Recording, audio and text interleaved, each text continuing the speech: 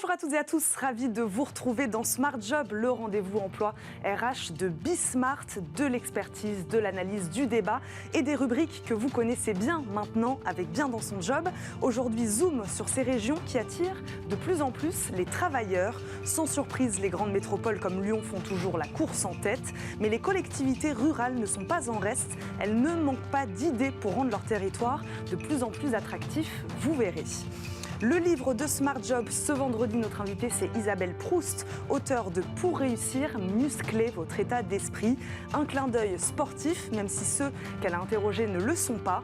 Ils sont entrepreneurs, dirigeants et partagent les clés de leur réussite. Petit indice, pour entreprendre, il faut savoir rester positif.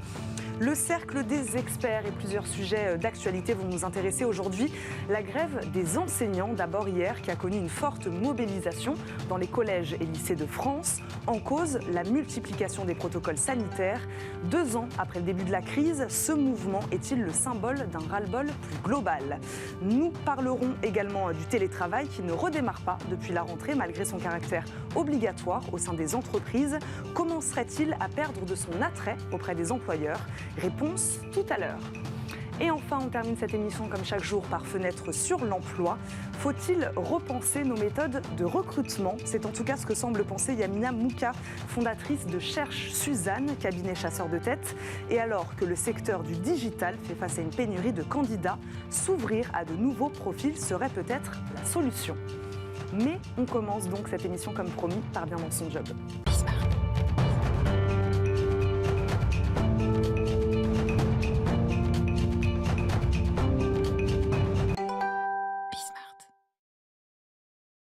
Bien dans son job aujourd'hui, les villes où il fait bon travailler. Le baromètre d'Arthur Lloyd dessine chaque année les contours de la France qui gagne et de celle qui souffre, des villes qui ont su et qui n'ont pas su attirer les talents. Dans ce palmarès de cette vaste étude sur les mobilités, Lyon fait la course en tête, ce qui ne veut pas dire que les plus petites agglomérations ne regorgent pas d'idées, elles aussi, pour rendre leur territoire plus attractif. Sévan Torossian, directeur du département études et recherches d'Arthur Lloyd, spécialiste donc de la recherche immobilière pour les entreprises, et notre invité. Bonjour. Bonjour. Bienvenue sur le plateau de Smart Job. Merci d'être avec nous.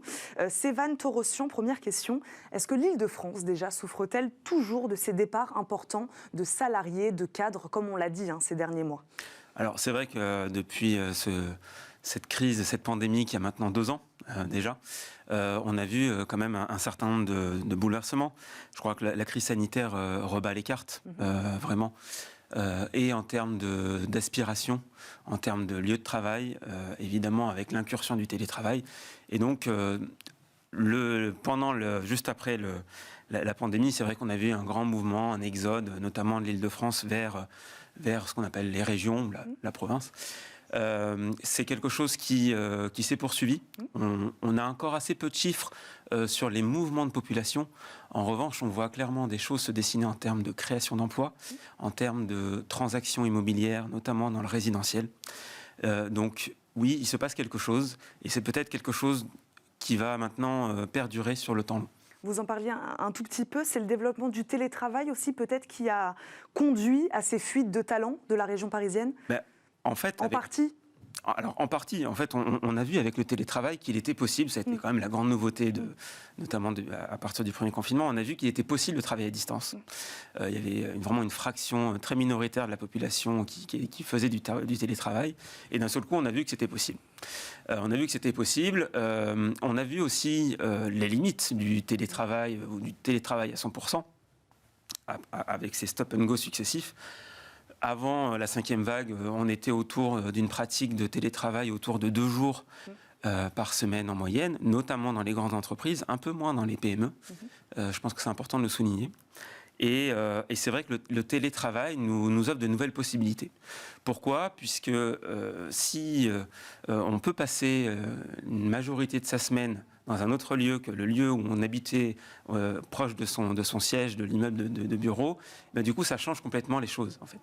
Ça change complètement les choses, et c'est vrai qu'on peut, évidemment, avec une recomposition entre lieu de vie et lieu de travail, on peut imaginer de nouvelles possibilités.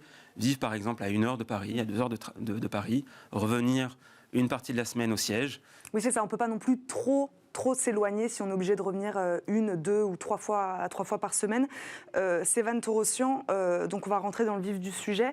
Que nous dit cette étude? Quelles sont cette année les villes les plus plébiscitées, les plus attractives de France pour travailler? Alors, les villes les plus attractives dans notre 5e baromètre, dans la catégorie des très grandes métropoles, vous l'avez souligné tout à l'heure, c'est Lyon. Cette année, c'est Bordeaux qui dépasse Toulouse. Donc, c'est du coup Lyon première, Bordeaux deuxième, Toulouse troisième, qui souffre un petit peu, même un peu plus que les autres, notamment de son secteur aéronautique qui a été en crise en 2020.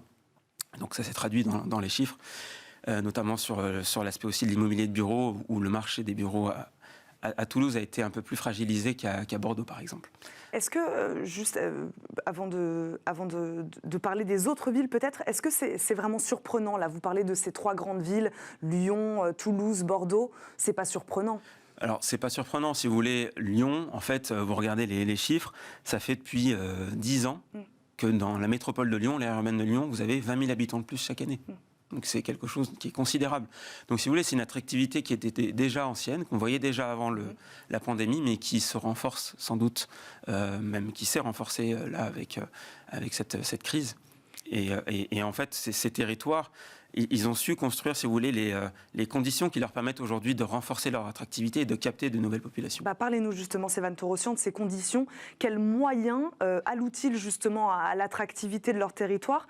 Par quel biais se joue aujourd'hui la course à l'attractivité? Qu'est-ce que fait une ville aujourd'hui pour se rendre attractive? Alors déjà, elle investit dans ses infrastructures qui lui permettent, si vous voulez, de construire l'attractivité sur le temps long et de faire croître, capter le capital humain, les talents.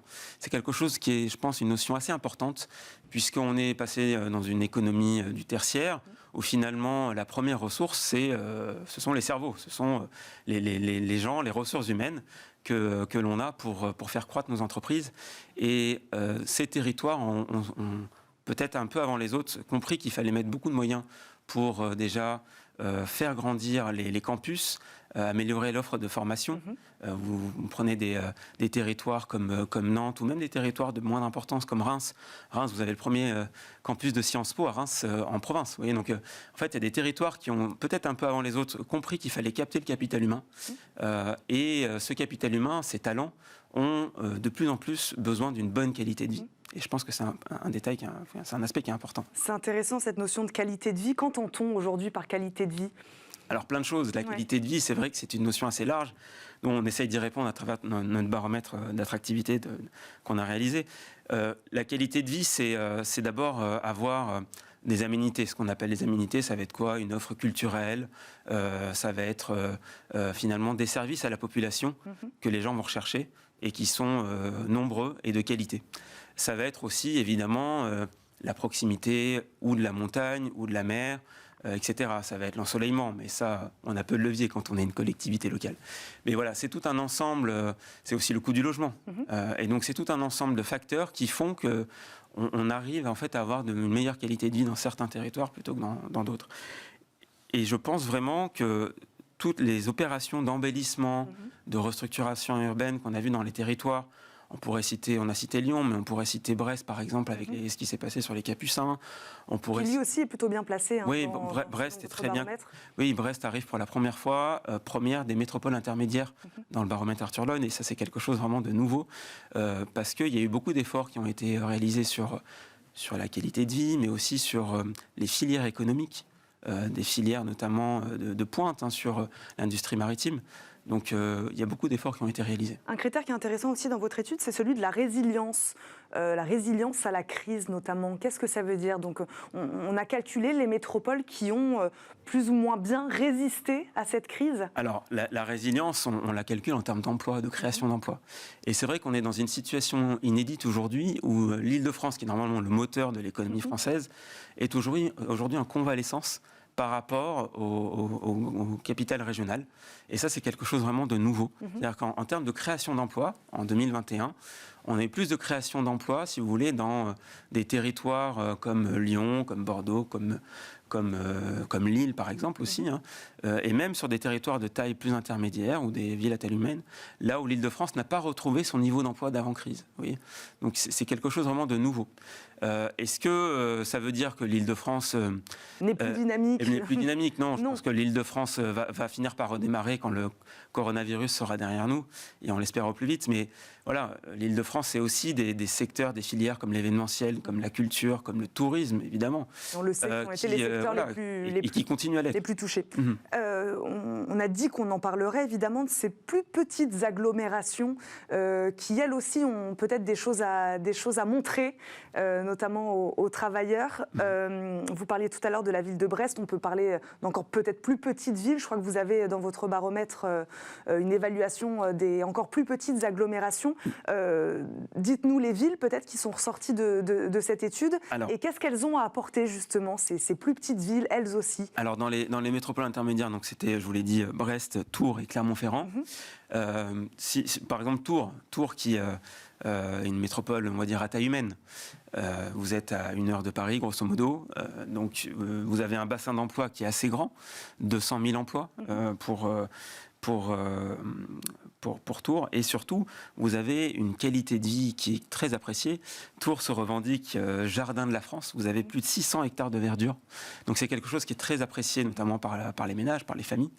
Je pense que c'est un aspect qui est important, cette proximité à la nature, et en même temps savoir qu'on peut avoir un bassin d'emploi de qualité. Si on regarde vraiment les territoires de fraction inférieure, là c'est Valence qui arrive première de sa catégorie. Ouais. Et Valence c'est vraiment... alors pour nous, c'est une valeur sûre dans sa catégorie. Pourquoi? Parce que année après année, elle confirme son attractivité. Vous êtes en desserrement de Lyon notamment, très bien connecté, 2 gares TGV. Il y a peu de villes de sa taille qui ont 2 gares TGV. Beaucoup d'efforts qui ont été entrepris là aussi sur la requalification de son centre-ville, sur le dynamisme de son tissu économique. Et vous avez une croissance de la population qui est équivalente à des métropoles de plus grande taille. Oui. Donc ça fait partie vraiment des territoires qui gagnent. Merci beaucoup Sévan Torossian d'être venu sur notre plateau aujourd'hui. Je rappelle, vous êtes directeur du département études et recherches d'Arthur Lloyd. Merci de nous avoir parlé de ces métropoles, ces collectivités qui attirent aujourd'hui les travailleurs. Tout de suite, c'est le livre de Smart Job.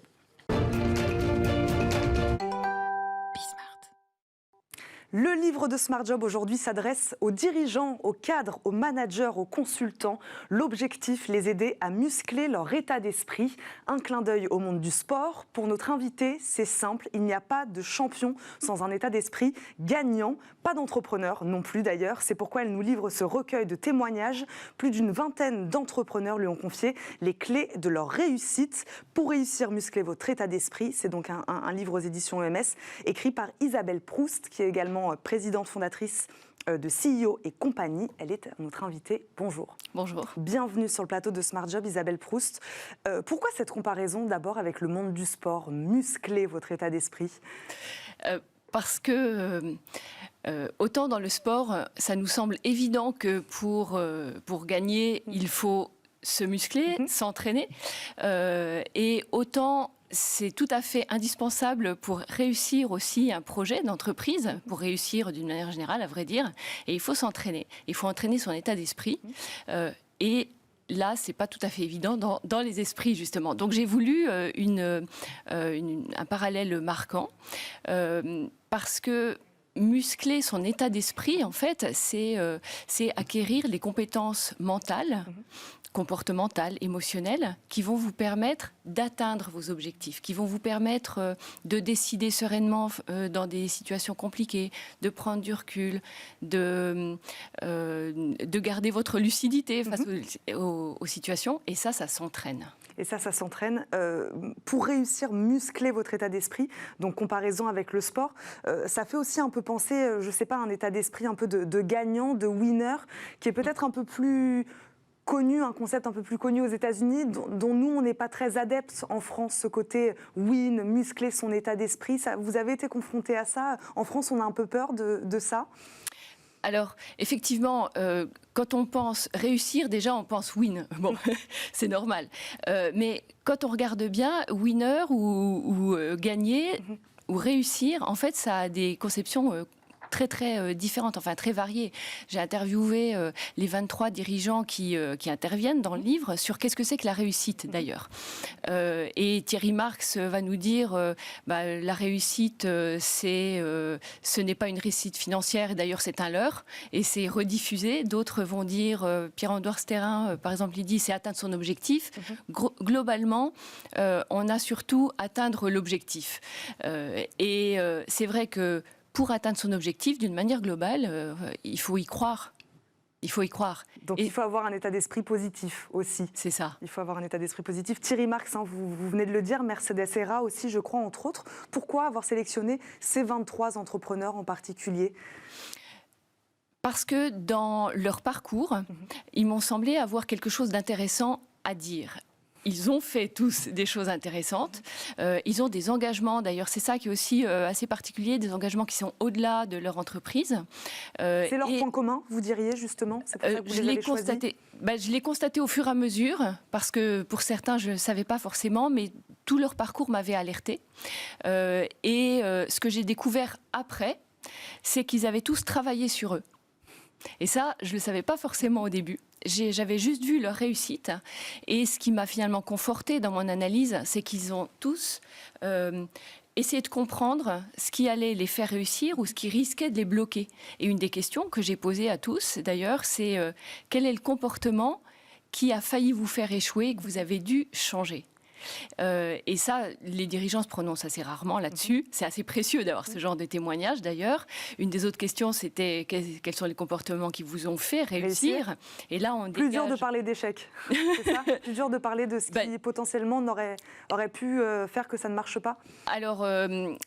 Alors en fait, non, c'est surtout en ressortir des points communs. Et c'est là qu'on voit qu'il y a un vrai lien entre l'état d'esprit et la réussite. Parce que sur ces 23 dirigeants qui ont des parcours très très différents, on a des familles de comportements qui se recouvrent. Donc ça veut dire qu'il y a un lien déjà. Et puis je vous disais qu'ils ont tous travaillé sur eux et identifié quels sont les comportements qui éventuellement risquaient de les bloquer. Et ils ont accepté de travailler aussi sur eux et de se remettre en question. Pour reprendre Thierry Marx, il a travaillé 3 ans sur comment mettre du temps entre l'émotion et l'action. Et il me dit en conclusion de l'entretien, si je n'avais pas fait ce travail, je n'aurais jamais pu devenir chef d'entreprise. Et là, maintenant, il dirige 800 personnes dans le monde, quand même. Donc, lien entre comportement et réussite, Isabelle Froust. Et vous dites, donc, lien entre peut-être tous ces entrepreneurs aussi. Il y a des points communs. Quels sont alors ces comportements qui reviennent souvent, ces comportements qui nous amènent à la réussite et qui paraissent donc, selon vous, peut-être indispensables même à la réussite? Quels sont-ils, ces comportements ? Alors, il y en a plusieurs et je les ai synthétisés en 5. Peut-être pour ne pas dévoiler tout le livre, je vais vous laisser un peu de suspense, mais je peux vous en donner quelques-uns. Je vous ai parlé du travail sur soi, j'ai appelé l'organisation de soi, c'est-à-dire comment on arrive à se créer une structure émotionnelle forte, comment on arrive à se structurer en tant que personne, en fait, pour définir un cap et tenir ce cap. Et ça, c'est fondamental quand on est entrepreneur.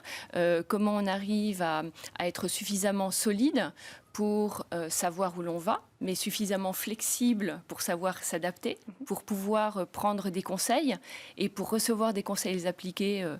Il faut être solide. Et donc là-dessus, muscler son état d'esprit, ça intervient de manière évidente. Vous avez aussi un autre comportement, et le premier comportement qu'ils ont cité, que beaucoup ont cité, c'est la curiosité.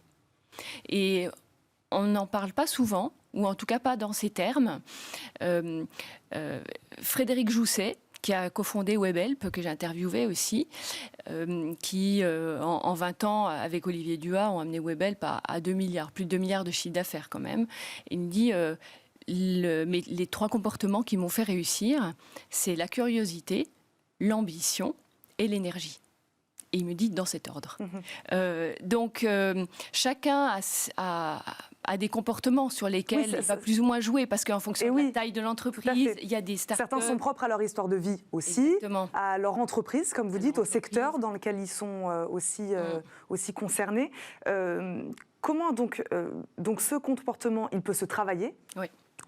Il se travaille. C'est ce que vous essayez aussi de montrer aujourd'hui aux managers, c'est-à-dire, on parle beaucoup en ce moment de soft skills, de ces compétences comportementales qu'il faut absolument avoir pour évoluer dans le monde professionnel. Donc c'est important de savoir, c'est à ça que ça sert aussi, c'est savoir les identifier et leur montrer comment on les travaille, c'est ça. Vous avez tout à fait raison, c'est ça. C'est comment on peut acquérir l'état d'esprit et les comportements.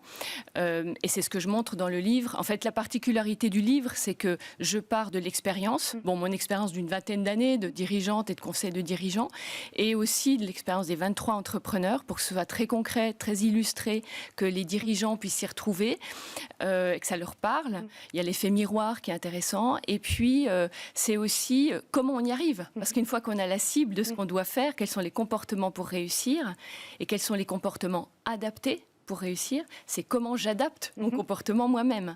Et donc là, c'est tout un travail, et c'est ce que nous apporte, c'est ce que nous permettent de travailler aussi les neurosciences.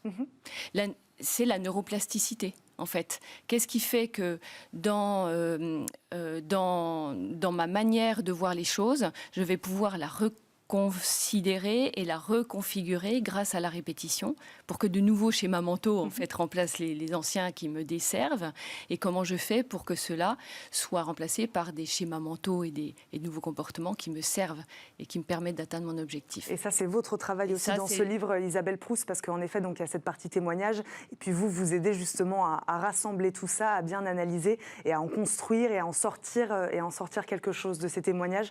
Ma dernière question, il nous reste quelques secondes. Est-ce que vous constatez une rupture peut-être ou des comportements différents chez la jeune génération d'entrepreneurs? Est-ce qu'on voit des différences entre peut-être les plus âgés ou les plus jeunes? Alors, j'ai interviewé effectivement des plus jeunes entrepreneurs, start-up. Écoutez, ils m'ont tous parlé de persévérance, quand même.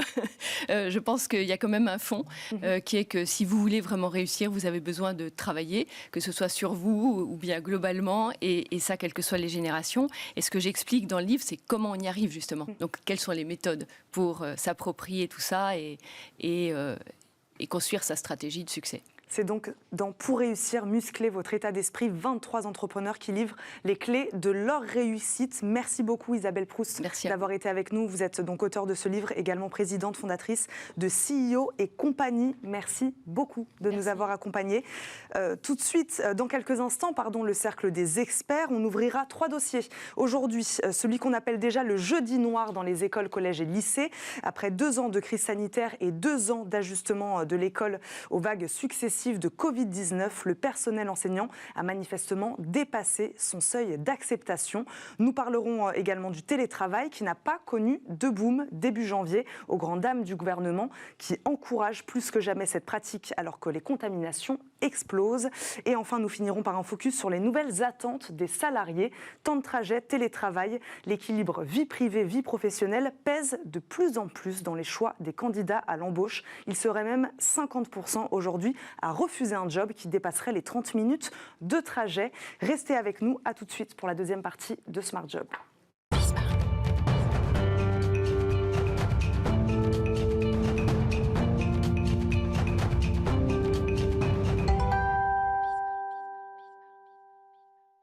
De retour dans Smart Job, le cercle des experts, et pour débattre et décrypter l'actualité du moment, nos 3 invités aujourd'hui sont Christian Bogos, cofondateur du cabinet de conseil Les Temps Nouveaux. Bonjour. Merci beaucoup de nous accompagner. Bonjour. Christine Duroux nous accompagne également, senior partner chez Kea & Partners et vice-présidente également d'entreprise et progrès. Bonjour. Bonjour. Bienvenue sur le plateau de Smart Job. Et Jean-Claude Beaujour, avocat international en droit des affaires et vice-président évidemment de France Amérique, est également avec nous. Bonjour. Bonjour. Merci d'être là. là, tous les trois. On commence par ce qui a marqué indéniablement l'actualité de la semaine, la grève des enseignants. Hier, tous les syndicats avaient appelé à la grève dans les écoles, les collèges et les lycées pour protester contre la valse des protocoles sanitaires.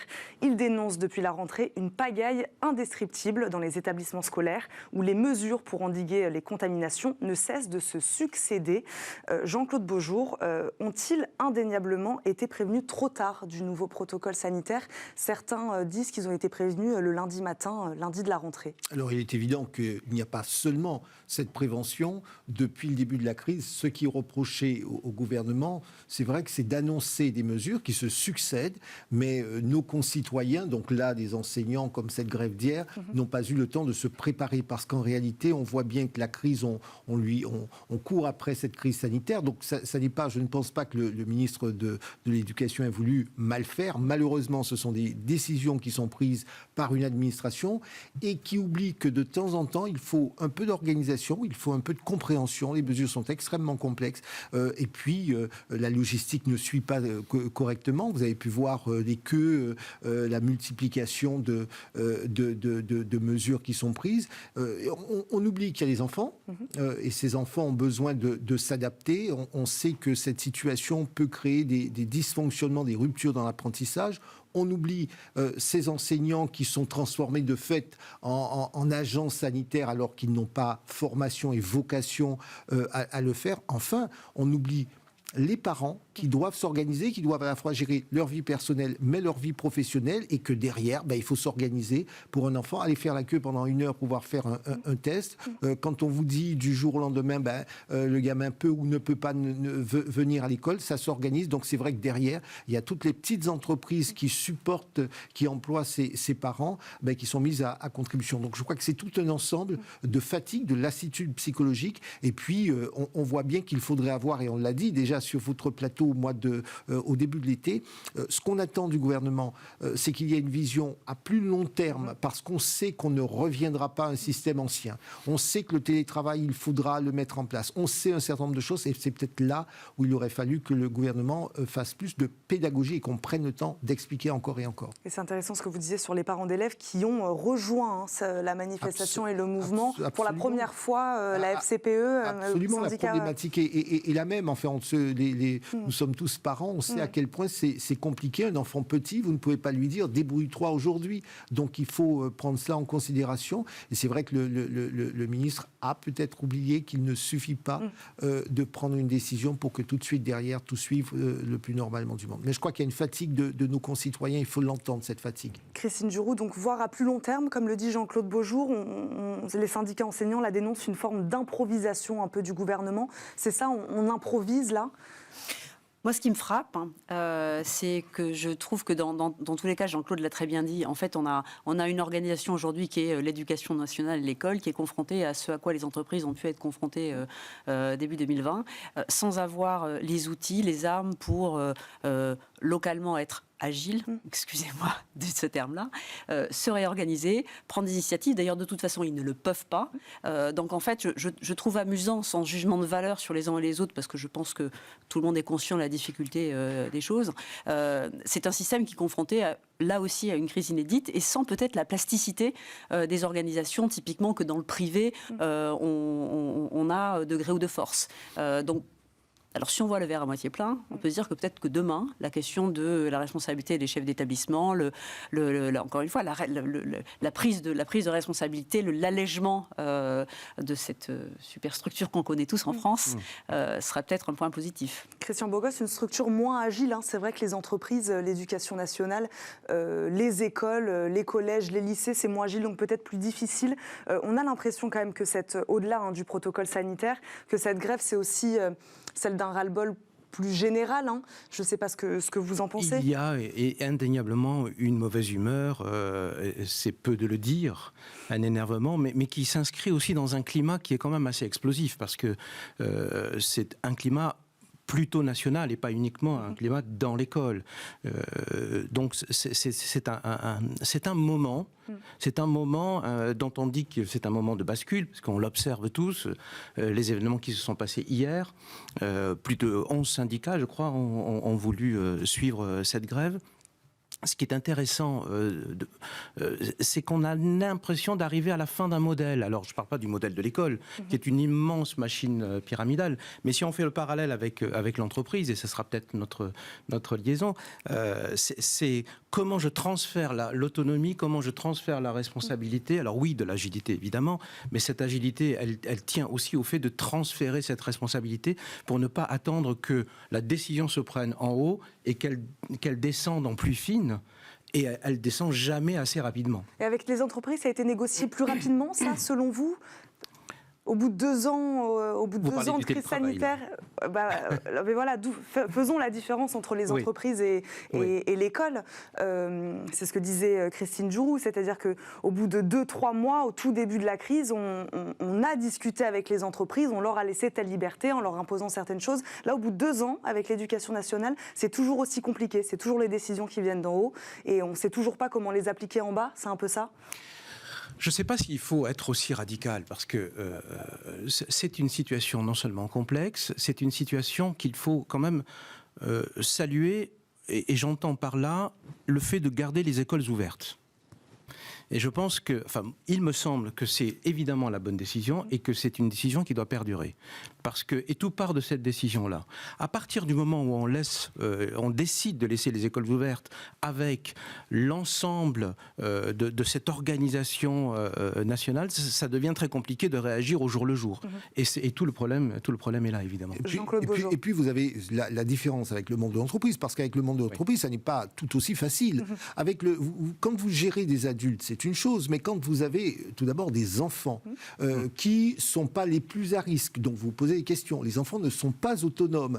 Voilà, donc déjà ça, c'est une mesure supplémentaire, c'est une complexité supplémentaire, et ça, il faut le prendre en considération. Puisque ça implique les adultes derrière, donc ça implique plus de monde. Mais bien sûr, et j'ajoute une chose, il semble que nous ayons perdu du temps, je ne suis pas expert de la question, mais nous avons perdu du temps sur des mesures, par exemple, plus souples, mais certes qui auraient coûté de l'argent, c'est-à-dire les mesures d'aération, parce qu'il semblerait que techniquement, on n'est pas allé assez loin. Et puis, par ailleurs, on a en tête en permanence le fait que tous les enfants ne sont pas logés à la même enseigne, tous les établissements ne sont pas les mêmes, il y a une sorte de diversité d'établissements, et c'est extrêmement difficile d'avoir une règle applicable à tout le monde dans un contexte différent. Être dans une école en centre-ville, ça n'est pas la même chose d'avoir une petite école communale en région, et donc ça suppose des traitements différents. Et c'est vrai que l'administration française n'est pas habituée à cette forme de décentralisation. Alors peut-être que, et j'espère qu'on prendra en considération le fait que désormais, aujourd'hui c'est le risque sanitaire, demain ça pourra être autre chose. C'est vrai que là où peut-être le message d'espoir qui pourrait être envoyé au monde éducatif et aux parents, c'est que le gouvernement doit, me semble-t-il, réfléchir à l'avenir, à la manière dont on doit gérer plus sur le long terme ce type de situation, pour ne pas attendre qu'à la dernière minute, on prenne des décisions dont on a le sentiment qu'on ne peut pas très bien les appliquer de manière instantanée, et donc on est perdu, parce que là encore, les enseignants ont le sentiment d'être perdus. Moi, j'ai eu une belle-sœur enseignante au téléphone, elle me dit c'est extrêmement complexe, parce que d'un enseignant, d'un établissement, d'une région, tout cela est compliqué à mettre en œuvre. Christine Djourou, c'est une grève donc peut-être aussi contre la complexité, c'est ce que dit Jean-Claude Beaujour, c'est un peu complexe tout ça, des administrations qui pondent des protocoles sanitaires dont on ne comprend pas des fois très bien comment les mettre en place. C'est aussi un peu une grève contre la complexité administrative. Je ne sais pas, parce que je pense que l'éducation nationale est largement habituée à ça. Je pense qu'en tout état de cause, c'est un mouvement qui dit qu'à un moment donné, il faut peut-être laisser localement un certain nombre d'initiatives, qui a un petit peu de bon sens à mettre dans tout ça, et dans un univers qui, comme on le dit, est peu habitué à cette forme de réactivité, parce que extrêmement conduit par des protocoles, les textes, des circulaires. Et là, vraiment, on a un choc des cultures. Christian Bogos, oui, c'est pas si facile que ça d'adapter, c'est toujours le problème. On essaie de donner un cadre réglementaire commun, et puis après, il faut s'adapter en fonction des écoles, en fonction des territoires. C'est ça aussi qui rend difficile, de la même manière que pour les entreprises d'ailleurs. Les plus petites entreprises, les plus grosses structures, c'est ça qui rend la tâche aussi compliquée. Absolument, absolument. Et si on parle des grandes entreprises, puisque vous faites le parallèle avec ça, le vrai sujet désormais qui est à l'ordre du jour de tous les comités exécutifs, c'est l'automatisation, mais l'automisation aussi. Remettre de la responsabilité au bon niveau, remettre de la confiance aussi au bon niveau. C'est ce qui va faire que les décisions vont s'accélérer, parce que les gens ne vont pas attendre la décision, mais elle sera peut-être anticipée, mais en mettant la responsabilité au bon niveau, dans l'échelle de l'entreprise, et surtout si elle est distribuée sur tout le territoire, l'entreprise, j'entends, l'action est beaucoup plus immédiate et l'action, elle est beaucoup plus sur mesure. Pour m'en dire juste, on parlera d'autre chose juste après, Jean-Claude Beaujour, sur ce concept de confiance. La confiance, elle est un peu brisée, là, on sent. Oui, alors la confiance est brisée beaucoup parce que la parole publique, mais de fait, parce que c'était une situation inédite et puis parce qu'il y a eu des hésitations, la parole publique a vacillé à plusieurs reprises. Le Premier ministre, souvenez-vous, nous a dit, si vous êtes vacciné, si tout le monde est vacciné, tout ira bien. Après, on nous dit il faut une troisième injonction. Et puis, finalement, on nous dit ça n'est pas suffisant. Pour se déplacer d'un point à un autre, parfois, il faut, en plus des vaccins, il faut un test négatif. Donc, c'est vrai qu'on peut comprendre nos concitoyens. Cela étant, je pense que là où il faut qu'on se dirige désormais, c'est de se demander pour l'avenir, mais vraiment pour l'avenir, comment est-ce qu'on va s'organiser dans ce type de situation et permettre qu'il y ait une réflexion, un dialogue, y compris avec ceux qui sont concernés. Si on prend très rapidement un court exemple, vous avez des mesures en France qui sont prises dans les zones à risque de tremblement de terre. Mais partout, on ne risque pas un tremblement de terre. Mais qu'est-ce qui se passe? C'est qu'il y a des règles générales et puis localement, chaque région voit ici ou là, est-ce qu'il y a un risque de tremblement de terre? Est-ce qu'il y a un risque d'éboulement? Comment est-ce que je m'organise? Comment est-ce que géographiquement j'organise l'évacuation? Et c'est cela. Et tant que les uns et les autres, ceux qui sont concernés, chacun d'entre nous, tant qu'on n'a pas le sentiment qu'on est écouté, on est regardé, on est entendu sur les mesures concrètes qu'on propose de prendre en cas de risque, et on est bien d'accord, ça sert à protéger les concitoyens, donc il n'y a pas de mauvaise volonté, il y a simplement le besoin de comprendre. Vous savez, d'une manière générale, et je pense que mes collègues du plateau seront complètement d'accord, lorsqu'il y a un sujet, je pense qu'il faut faire débat, il faut réfléchir ensemble et faire en sorte que la solution émerge. Il faut que le corps social s'approprie les mesures qui seront, les grandes mesures, je ne parle pas mais les grandes mesures qui seront prises. Tant que le corps social ne s'appropriera pas les mesures qui doivent être prises dans ce type de situation, il aura, ce corps social, le sentiment d'être complètement largué. Et pour se l'approprier, il faut qu'il fasse aussi partie de la solution. Oui, de la réflexion. Absolument. Autre sujet donc qui fait lui aussi l'actualité, pas de boom de télétravail depuis la rentrée. Il est en effet obligatoire, 3 jours par semaine pour ceux qui le peuvent, mais certaines entreprises ne jouent pas le jeu. C'est ce que montre le dernier sondage réalisé par Harris Interactive pour le ministère du Travail. Christine Duroux, comment expliquer que le télétravail faiblisse au moment justement où le gouvernement le rend obligatoire? Oui, alors un peu paradoxal. Oui, il y a un paradoxe. Alors déjà, il y a plusieurs paradoxes. D'une part, le décalage entre ce que veulent les entreprises et ce que veulent les salariés, il est, semble-t-il, assez mondial. Je lisais justement avant-hier dans les prévisions de The Economist pour l'année 2022 à San Francisco. On pourrait croire que tout le monde embrasse le télétravail, etc. Pas du tout.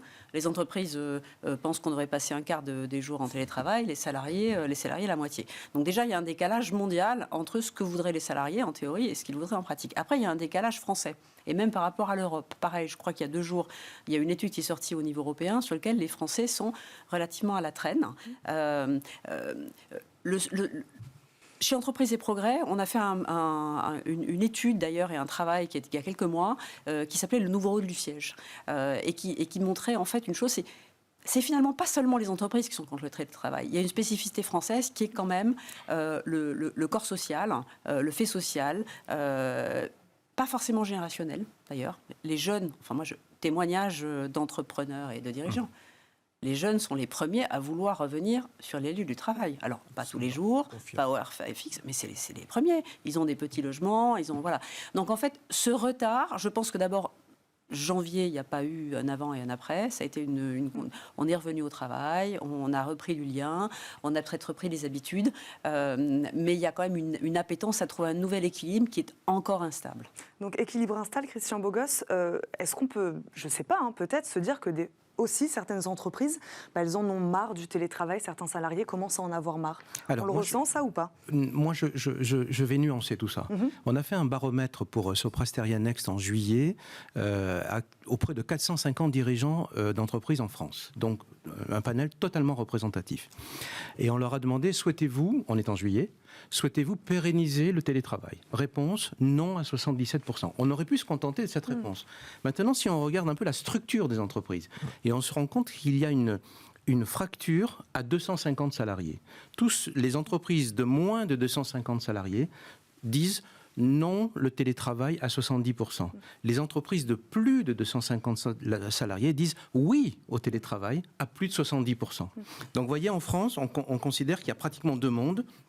Les entreprises jusqu'à 250 salariés qui ont du mal à installer le télétravail parce qu'en termes de logistique, c'est un peu délicat. Et puis, il faut pondérer par secteur d'activité. Il y en a qui ne le peuvent pas. Et au-delà de 250 salariés, il y a un plébiscite quand même pour le télétravail. C'est pour ça que le sondage de Harris Interactive, moi, je le nuancerai parce qu'il dit quand même 60% de ceux qui peuvent faire du télétravail le font. 60%. Donc, j'imagine que le gouvernement aurait aimé 100%. C'est peut-être ça, sa mauvaise humeur. Mais quand on regarde dans le détail, on est aujourd'hui à 3 jours et 3,3 jours, je crois, par semaine. À l'époque, on était plutôt autour de 2 jours. Et donc, on a des salariés, moi je suis tout à fait d'accord avec vous, on a des salariés qui disent « ça m'intéresse, mais pas à n'importe quelle condition ». Plus on est jeune, moins on en a envie, mais on a plutôt envie de gérer son temps de travail comme on le souhaite. C'est peut-être ça qu'il faudra mettre en regard.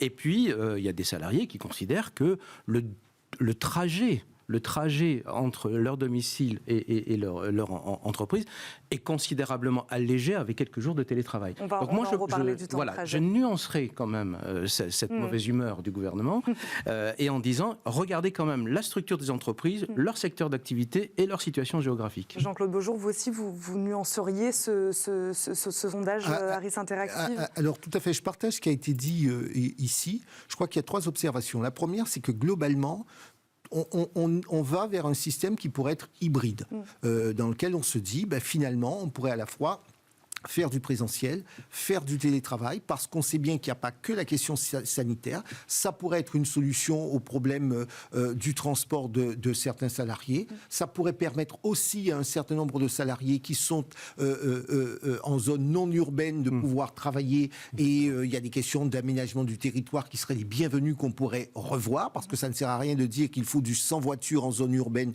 il n'y a pas qu'à Paris, dans les grandes villes, mais même en région, on voit bien que la circulation, c'est difficile. Outre les très longs trajets de certains salariés, ça peut être une solution pour un travail de meilleure qualité, faire en sorte que le salarié travaille dans de meilleures conditions. Ça, c'est la première remarque. La deuxième remarque, nous, ce qu'on a constaté, nous avons un département droit social au cabinet, ce qu'on a constaté, c'est que dans cette rapidité, il y a eu une incompréhension. Par exemple, nous avons eu un certain nombre de salariés qui sont partis très loin, qui ont déménagé pour pouvoir faire le télétravail. Et à l'arrivée, l'employeur disait, mais j'étais pas d'accord, j'étais bien d'accord un peu de télétravail, mais pas que vous déménagiez, etc. Donc ça pose problème, on est obligé de revoir le contrat de travail ou revoir la relation contractuelle avec le salarié. C'est véritablement aujourd'hui ce que nous constatons comme avocats, c'est là où il y a une vraie demande, un besoin d'assistance des dirigeants de l'entreprise pour qu'on puisse les accompagner à cette transformation, redialoguer, parce qu'on ne veut pas perdre le salarié et en même temps on a besoin de salariés efficaces. La troisième chose, pour moi qui est importante, le gouvernement peut être fâché, on peut comprendre, mais je pense que pour une fois, et on parlait des États-Unis à l'instant, je pense qu'il ne faudrait pas imaginer ou se dire qu'on va parler d'inspection. On parle, bien sûr, c'est le rôle de l'inspection du travail, mais si on commence à opposer l'administration et les employeurs... En disant on va augmenter les contrôles... Vous savez, il y a un côté opposition, il y a un côté défiance de part et d'autre, et ça n'est pas la bonne solution. Parce qu'on vient de le dire, globalement, les entreprises ont globalement joué le jeu, tout le monde a compris de part et d'autre. La question, c'est qu'effectivement, c'est parfois très compliqué à mettre en œuvre. Et puis, par ailleurs, on ne peut pas décider qu'une entreprise va faire du télétravail 2 jours par semaine à un moment, et puis 15 jours après, on lui dit, on va changer la donne. C'est extrêmement compliqué. Donc, je pense, et j'appelle de mes voeux, on pourrait imaginer qu'il y ait une structure du gouvernement, plutôt qu'on dise, on va envoyer les inspecteurs pour contrôler et pour sanctionner. Donc c'est le rapport à l'entreprise, le rapport sanction de l'employeur ou de l'entreprise d'une manière générale, alors que ce sont elles qui font vivre le pays. Je pense qu'il faudrait une structure qui accompagne les entreprises dans la mise en œuvre à moyen terme et à long terme de cette formule hybride que j'appelle de mes voeux, parce que nous savons là encore que c'est une solution, non pas seulement pour la question sanitaire, mais aussi pour d'autres questions que j'ai évoquées. Et si vous me permettez, juste une remarque de 30 secondes. Ouais. C'est la question est celle du management. C'est comment on va former au management d'organisation hybride pour que le sujet soit fluide. Et je crois que c'est des sujets sur lesquels vous travaillez beaucoup, sur ce nouveau manager qui doit accompagner cette nouvelle organisation. Justement, en parlant de ça, je voulais vous faire réagir sur un chiffre. C'est une enquête du site d'emploi Météo Job. Pour 60% des candidats postulant dans un nouveau travail, trouver un employeur proche de chez eux est le premier critère. 50% considèrent même que le temps de trajet acceptable est de 30 minutes, donc c'est plus de 50% des salariés. Ces nouvelles exigences, selon vous, Christine Duroux, c'est un phénomène temporaire ou c'est un phénomène pérenne? Enfin, c'est des exigences qui ont émergé de la crise sanitaire? C'est probablement un peu des deux. Moi, j'ai toujours du mal avec les chiffres globaux, parce qu'à l'intérieur de ce chiffre-là, il y a des personnes qui devront faire l'aller-retour sur un même point tous les jours, et pour qui, évidemment, le moins on a à faire l'aller-retour, le mieux c'est. On a par ailleurs des personnes qui sont sur des jobs de type intellectuel, qui peuvent être faits à distance, qui n'auront pas de problème à aller à l'autre bout du monde s'il le faut pour aller faire une réunion à New York malgré le bilan carbone, et qui en même temps vont en râler s'il faut prendre le métro pendant 3 quarts d'heure. Il y a des gens dont le travail demande à être physiquement là et pas. Enfin, je pense vraiment que c'est très difficile. Ce qui est certain, c'est que la relation au lieu de travail et, comme je le disais, au siège, la relation à l'entreprise, la relation physique a, oui, considérablement évolué. Et dernière chose aussi, probablement aussi, et c'est peut-être un lien avec l'école du début, qu'on a affaire, et là, pour une fois, même si j'ai horreur de faire ça, je vais faire une petite différence générationnelle, chez les plus jeunes, à une forme de demande, d'exigence, de forme de je suis un client de l'entreprise qui n'était pas avant. Donc je pense qu'on est un mélange entre le fond et puis la forme qui est j'exige, je suis le client de l'entreprise, je suis le client de mon employeur. Vous avez parlé de nouvelles exigences. Je ne suis pas convaincu qu'il y ait de nouvelles exigences. Simplement, le contexte actuel nous a forcés à faire ou à revoir la copie.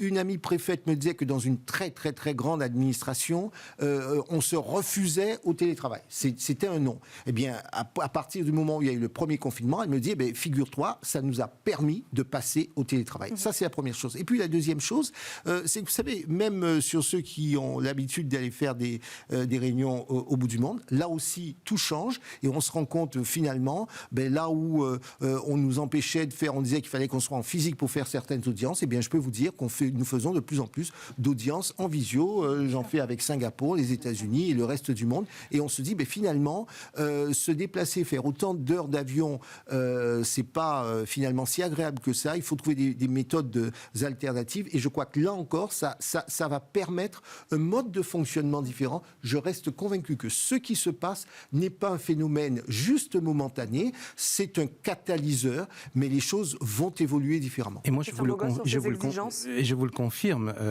En tout cas, les dirigeants que nous accompagnons, c'est structurel. Et le sujet, c'est pas l'organisation. Le sujet, c'est le contrat social. C'est quel est le nouveau contrat social qui va être passé entre dirigeants et salariés.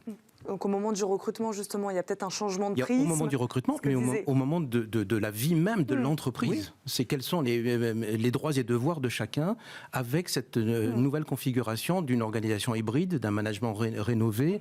D'un salarié qui en demande peut-être un peu plus aussi aujourd'hui à son employeur. Et d'un chef d'entreprise, d'un dirigeant qui doit demander différemment. Vous savez qu'avant, on ne parlait que de performance financière de l'entreprise. Aujourd'hui, on regarde la performance humaine, la RSE.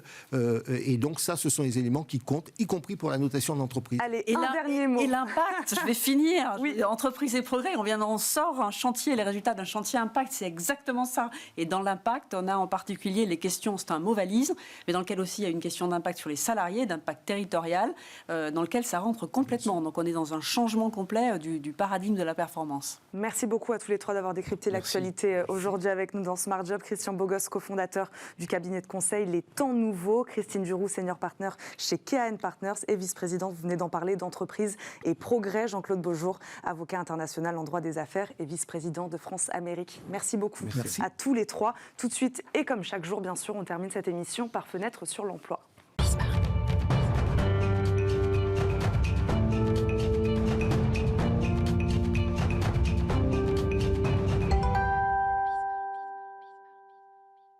Fenêtre sur l'emploi aujourd'hui, le secteur du digital, comme un très grand nombre de secteurs, fait face à une pénurie de candidats.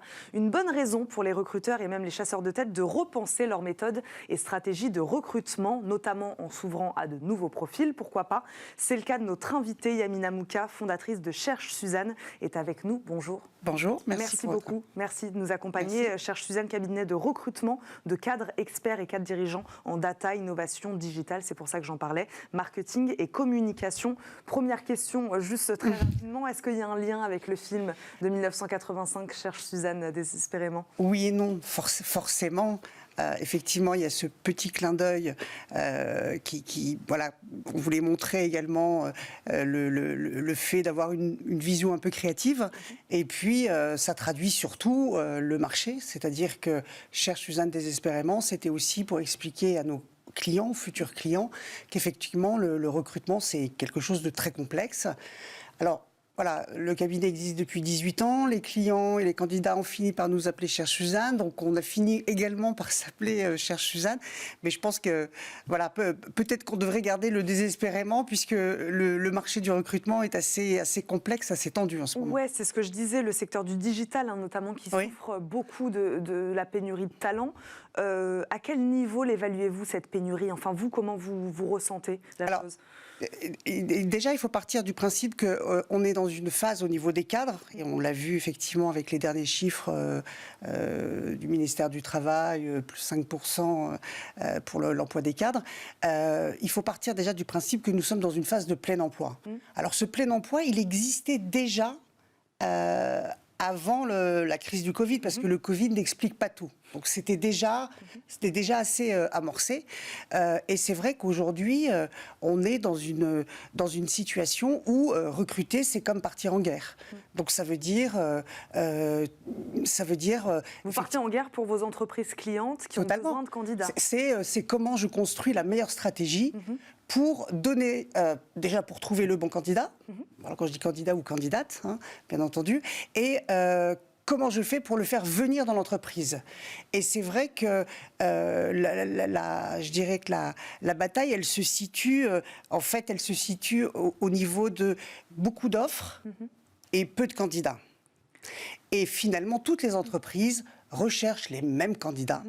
Et donc, se crée un phénomène, effectivement, extrêmement de tension très, très forte, ce qui fait que, voilà, aujourd'hui, effectivement, recruter, c'est partir en guerre. Donc, vous, qu'est-ce que vous faites alors avec Cherche Suzanne? Vous, justement, vous essayez de convaincre les entreprises. Vous vous êtes déjà vous-même, d'ailleurs, peut-être convaincu qu'il fallait changer de méthode de recrutement, s'ouvrir peut-être à de nouveaux profils. Et après, il faut aller convaincre aussi les entreprises de faire de même. Comment ça marche?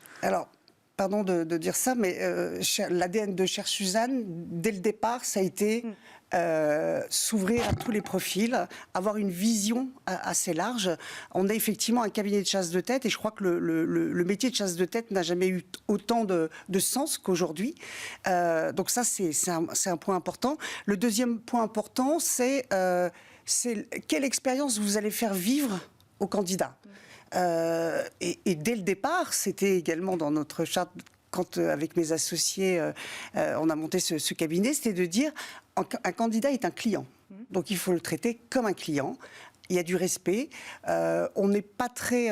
On essaie de casser ces codes recruteur à recruter, ce qui n'a pas de sens objectivement. On est dans un monde professionnel et l'idée c'est de pouvoir avoir un échange d'égal à égal avec les candidats. Donc ça c'est un point important. Le deuxième point c'est qu'on est des spécialistes. Et donc, forcément, on a une légitimité vis-à-vis des candidats parce que ce sont des métiers que l'on connaît et on a cette même légitimité vis-à-vis de nos clients. Donc, vous êtes toujours ouvert donc, à ces nouveaux profils. Vous croyez-vous vraiment, je crois, en la force de la personnalité plus des fois que celle du CV. Pour quelles raisons et peut-être pour quelles raisons encore plus dans ces secteurs-là du digital? Alors, je pense que dans un contexte où les entreprises sont en pleine mutation, en pleine transformation, le talent, recruter des talents, c'est la capacité à aller chercher des profils qui vont être capables d'avoir cette vision, c'est-à-dire qui vont être capables justement d'être dans un modèle de transformation. On n'est plus du tout sur le modèle, on prend un job et on fait, enfin, j'allais dire, on fait sa fiche de poste, etc. Là, l'idée, c'est vraiment d'évoluer, de s'adapter. C'est surtout qu'il faut partir du principe que notre métier, certainement, dans quelques années, on le fera différemment. Et donc, forcément, quand vous embauchez, c'est fondamental. Et aujourd'hui, la crise du Covid a été un phénomène assez accélérateur. Aujourd'hui, toutes les entreprises sont en transformation. Donc, si vous n'allez pas chercher des profils qui comprennent l'enjeu de cette transformation, ça ne peut pas fonctionner. Donc, vous voyez, donc c'est vraiment, c'est fondamental en fait. Après, il y a le travail effectivement de la personne qui va recruter, de l'entreprise qui va recruter, faire en sorte, parce que là où le bas blesse, c'est effectivement un problème d'attractivité. C'est-à-dire qu'il y a peu de candidats et un problème d'attractivité. Oui, Yamina Mouka, justement, comment remédier à ce problème d'attractivité? Comment, justement, expliquez-nous, comment ont évolué les attentes des candidats aujourd'hui, surtout sur un secteur, comme vous le dites, où en fait, les entreprises, elles sont prêtes à embaucher, presque prêtes à tout. Comment, est-ce que ça a redistribué un peu les cartes? Les candidats sont peut-être plus exigeants aujourd'hui, ils vont en demander plus? Alors, ils ont clairement, le pouvoir s'est inversé, ça c'est assez clair. Après, moi, je suis moins favorable au côté le monde d'avant, le monde d'après. Je suis moins favorable à cette philosophie. Je pense que le monde du travail a évolué, surtout. Et forcément, les attentes des candidats ont évolué. Mais comme les attentes des consommateurs, c'est-à-dire qu'aujourd'hui, on est tous en quête de vérité, on est tous en quête de sens. On veut des entreprises qui nous ressemblent et on se dit, voilà, je veux une certaine déontologie, je veux un respect de l'humain, je veux... Voilà, donc c'est vraiment ce vers quoi il faut tendre. Après, effectivement, les candidats, ils sont très demandeurs de comment est le management, comment se comporte quelle est la philosophie, quel est l'ADN de l'entreprise. Yamina Mouka, il nous reste vraiment 10 secondes. Dites-nous donc les nouveaux défis, les grands défis de recrutement en 2022. Qu'est-ce que vous donneriez là comme conseil à une entreprise? On a dit s'ouvrir à de nouveaux profils, peut-être un peu moins regarder le CV, un peu plus regarder la personnalité. Voilà, donnez-nous un conseil en 2022 pour ces entreprises qui attendent justement des candidats. Il y a deux choses. Un, c'est avoir une vision plutôt de prospective, c'est de se dire je vais embaucher un candidat et effectivement c'est de se dire que peut faire ce candidat chez moi et pas uniquement le juger par rapport à son CV. Donc essayer d'être plutôt dans la prospective. Le deuxième point qui est pour moi fondamental, c'est faire en sorte que les entreprises qui effectivement ont un discours et vont avoir un discours très orienté RSE, respect, etc. Aujourd'hui, les candidats veulent des preuves. Voilà, je trouve ça très bien qu'on nomme des directeurs de l'inclusion, des chief happiness officers, des chief impact officers, etc. Donc tout va plutôt dans le bon sens. La petite nuance, c'est que les gens veulent y croire. Les gens veulent y croire, on va terminer sur ces mots. Merci beaucoup Yamina Mouka de nous avoir accompagnés. Je le rappelle, vous êtes fondatrice de Cherche Suzanne. Merci beaucoup d'avoir été avec nous. Vous l'aurez compris, c'est la fin de cette émission. Merci à vous de nous avoir suivis. Lundi, vous retrouverez bien sûr Arnaud Ardouin à la présentation de ce rendez-vous. Je vous souhaite une très bonne journée et un très bon week-end sur Bismart.